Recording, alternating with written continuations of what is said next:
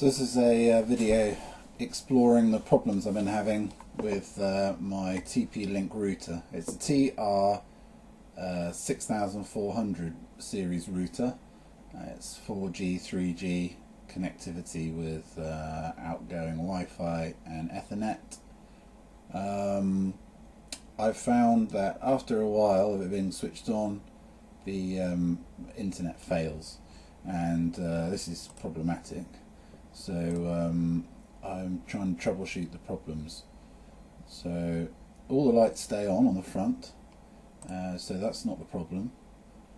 And you would think if the lights were saying things were connected, then you would think it would work, but no, that's not the case. It's been working fine for about 2 years since we moved to mobile broadband, but it started crashing over the last month, so it's not been a persistent problem over the lifetime of the product.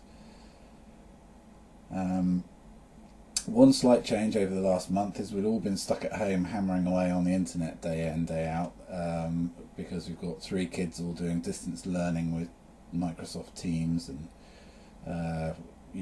watching TV throughout the day, and I work from home as well, doing making the odd YouTube video and trying to upload it and that sort of thing. So that's problematic at the moment. So the first thing I tried was disconnecting all the Ethernet cables from the unit bar one, because I was using it as for routing 4 different wired connections, but instead of doing that, I've connected to a Netgear router and just feed connect that with the one yellow wire, which you can see there at the bottom.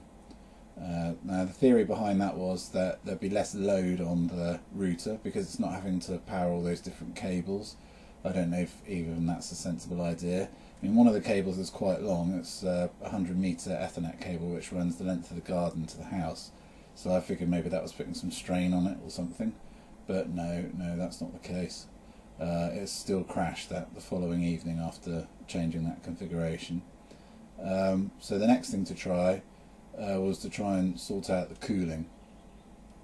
I've noticed when it's being used that the router gets a bit warm, and so I thought perhaps it needed some better airflow. So as we'll see in a minute, I made like a shroud to go around the router to blow air over it and through it, because there's vents which are around the edge, and so you should get good airflow through the unit, provided it's promoted to go through it with a kind of shroud such as I've built here. There's a good draft coming out the top. I mean, that fan is designed for cooling a large PC case, so you would think that would do the job, but no, that didn't make any difference either, so it's not an overheating problem. I've tried some other things as well. So I've tried turning off 4G in the router GUI, or whatever you call it, graphical user interface. There's an option for turning off 4G. I thought that might reduce strain on the router, but to be honest with you, it's a while since I've used 3G broadband and it was pretty pants, so I switched the 4G back on straight away. Another thing, we've recently upgraded our external antenna. Now I used it trouble-free with another antenna for about a year, and it worked flawlessly.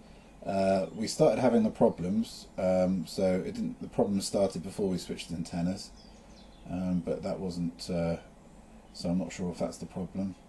And the only other thing I can think of that perhaps it's just the fact we're using it so much at the moment, but the crashes don't really coincide with high use points, so we could be watching films on a Sunday afternoon on 2 or 3 different laptops or TVs and it won't crash then. So it's a bit of a mystery. If you've got any idea what the problem is, please post in the comments below and help everybody out. Cheers.